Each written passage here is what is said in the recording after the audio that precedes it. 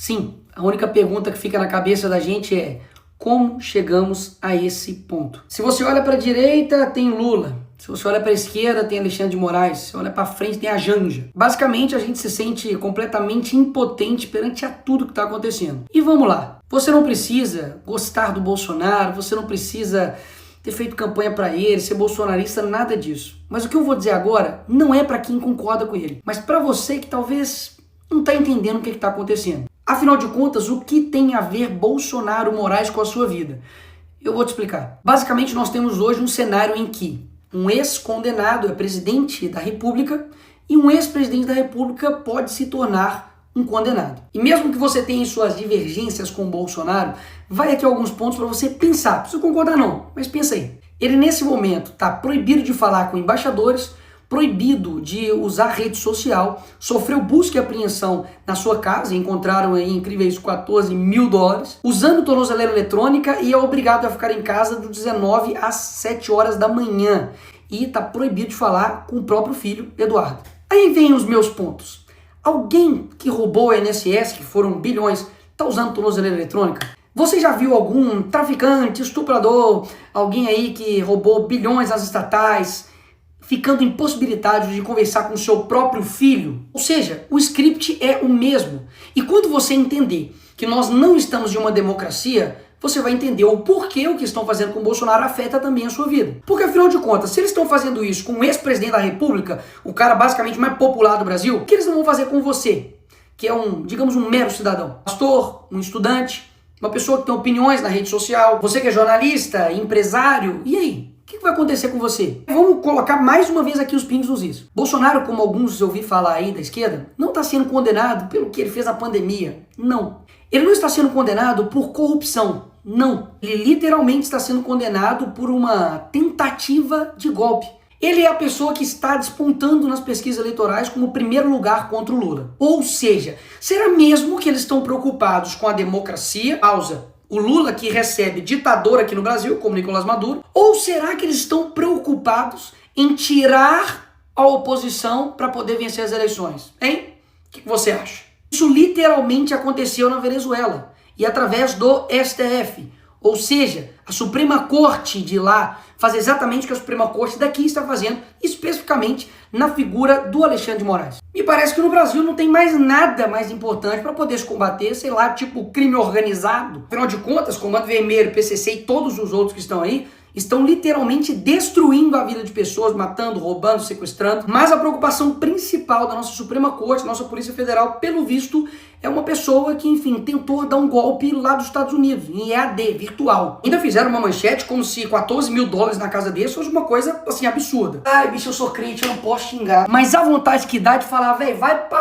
Porque nós tivemos agora, na história recente do Brasil, corruptos com malas e malas e malas de dinheiro na casa. E o que aconteceu com esses caras? É isso mesmo, nada. Pessoas que foram condenadas por 400 anos, como o Sérgio Cabral, tá agora sendo influenciador no Rio de Janeiro, gravando um videozinho. Então, peraí, você não precisa gostar do Bolsonaro, não. Mas, pô, falar comigo que o que tá sendo aí possível de condenação dele, 43 anos de cadeia, é algo razoável? Fazer isso daqui com uma pessoa só porque aí tem vários indícios, possibilidades de golpe, que, convenhamos aqui, teve uma arma apreendida. As pessoas que estavam lá, sei lá, a faixa etária era de 50 a mais. É óbvio que é errado, já deixei claro várias vezes aqui, errado quebrar, errado depedrar, e as pessoas têm que pagar por isso.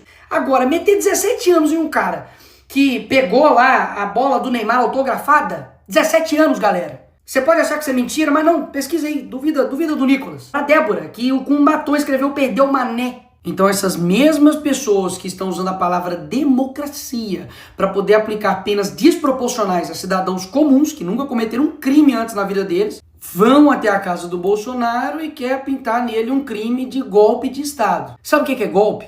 Golpe é lavar dinheiro, é quebrar estatal, é desviar bilhões de reais. Isso sim é golpe. Sabe o que é golpe? É um juiz que não teve uma caramba de um voto, que não é representante de ninguém e não tem legitimidade para poder tomar as decisões, tomar todas as decisões do Brasil. Ou você não sente isso? De que tudo o Alexandre de Moraes decide. E um ponto importantíssimo, tudo isso aconteceu um dia depois do Donald Trump mandar uma carta assinada por ele em apoio ao Bolsonaro, deixando claro que as perseguições, que tudo que está acontecendo com ele é uma injustiça, é caixas bruxas e, obviamente, poxa, estão fazendo isso para poder tirar ele das eleições. E nessa parte, a esquerda me vem com: ai, e a soberania do Brasil, Nicolas? E a soberania do Brasil? Eu concordo que, óbvio, o Brasil precisa, sim, ser soberano. Mas o que soberania significa, criatura? Significa que o país possa ter autonomia sobre suas decisões.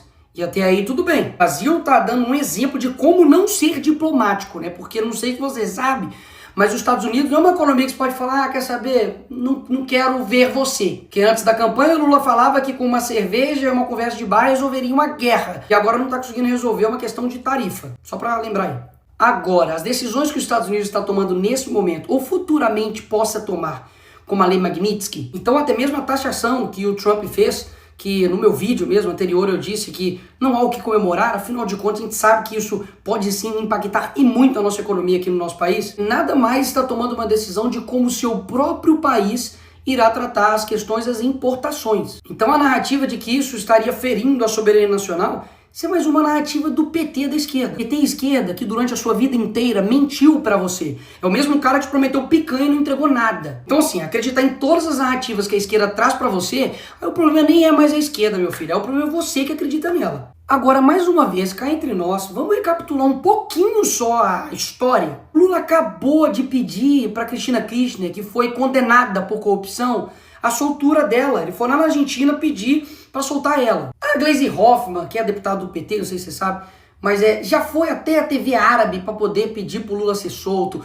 O PT foi em outros órgãos internacionais para poder falar para o Lula ser solto, contra o impeachment da Dilma, enfim. Fizeram isso milhares de vezes. E aí no caso deles é ajuda. Não, nós estamos aqui ajudando. Aí quando é o Eduardo, aí não. Aí é ataque à soberania nacional, é crime. Peraí. Eles não fizeram isso a vida inteira. E tem tipo de coisa que você tem que ir ver. Coloca aí no Google assim, ó, Foro de São Paulo. Vai ver que desde 1990 os caras estão influenciando externamente todos os países da América Latina e principalmente o nosso país. E uma perguntinha aqui gostosa aí pra você que é de esquerda ou canhotinha.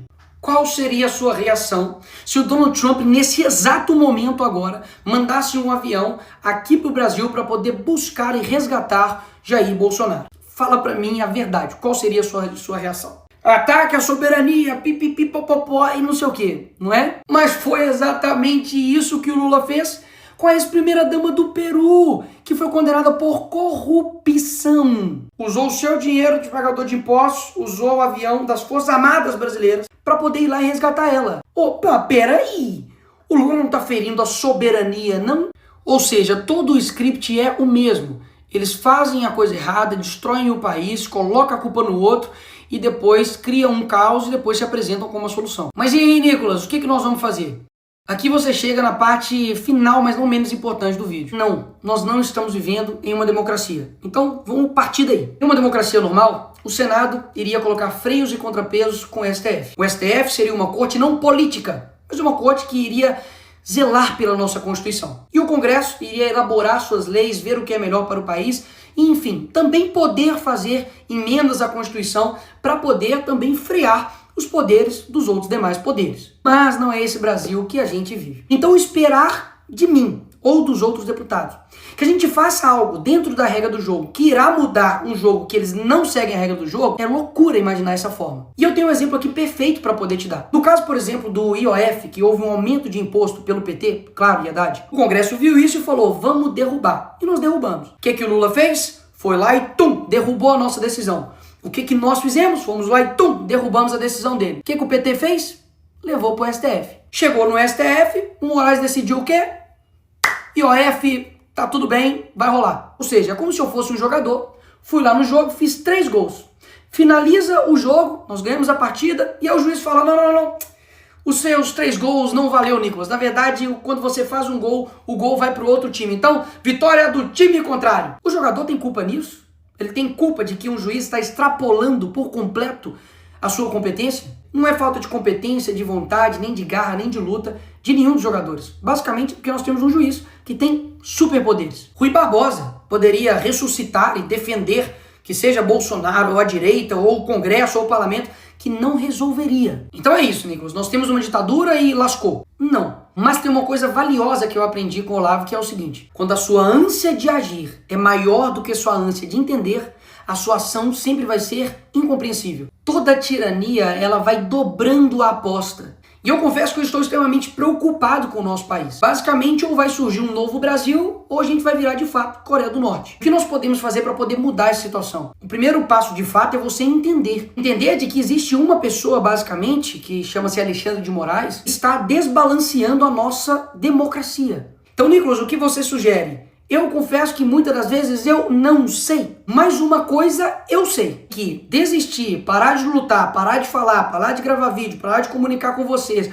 parar de falar a verdade, isso não é o caminho. Então esse é o primeiro passo, de que da mesma forma como eles não desistem, porque você tem a sensação de que tipo, eles não param nunca, um dia isso, um dia aquilo, parece tipo assim, psicopatas no poder. Mas eles não param. E o que geralmente acontece com a gente, que, poxa, somos pessoas que só querem ter um Brasil legal, cara. Só querem ter um Brasil seguro, só querem ter uma economia pujante, só querem ter empresas que funcionem, trabalhadores que sejam respeitados, pessoas que possam viver a sua vida bem, que estejam, trabalhando para o nosso país. Mas existe uma galerinha que não. Eles não querem que isso aconteça. E eu sei que esses caras não vão largar o osso, amigo. De qualquer jeito, eles vão até o fim. Mas a gente também precisa ir até o fim. E por fim, o ponto mais importante. Eu não tenho dúvidas que Deus não está com os olhos fechados para o que está acontecendo no nosso país. Existem nesse momento agora centenas de pessoas que choram, que estão distantes da família, que estão sendo perseguidos injustamente aqui no nosso país. E muita gente fica calada, muita gente não se move,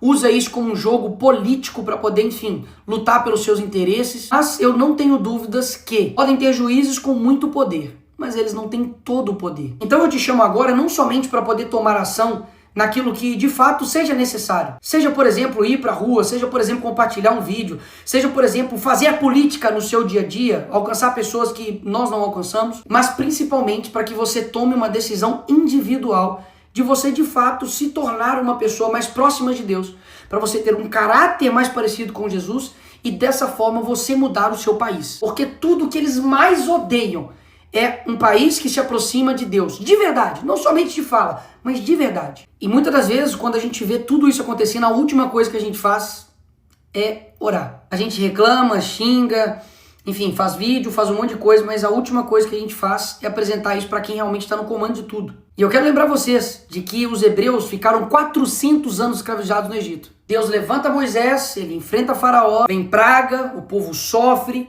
depois ele abre o Mar Vermelho e finalmente Faraó é derrotado e o povo é liberto. O que eu quero dizer com isso é que existem coisas que a gente não tem condição de saber o que vai acontecer. Coisas que de fato são improváveis e que não estão no nosso controle. Mas o nosso dever é fazer o certo sem esperar que dá certo. Para melhorar, vai ter que piorar muito ainda. Mas eu quero muito saber como é a gente vencer esse pessoal.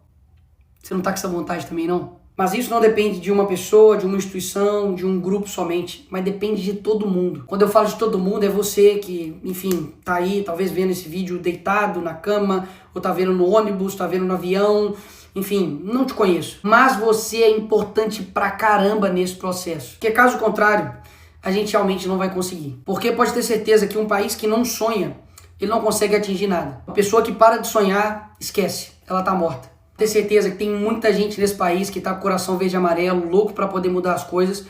E essa hora vai chegar. Essa hora vai chegar. O sonho de um novo Brasil ainda tá vivo em mim. E eu não tenho dúvidas também que tá vivo em você. E pode ter certeza. O que tiver ao meu alcance, a gente vai estar fazendo. A minha voz é a sua. Enfim, não desiste daí, que eu não também desisto daqui.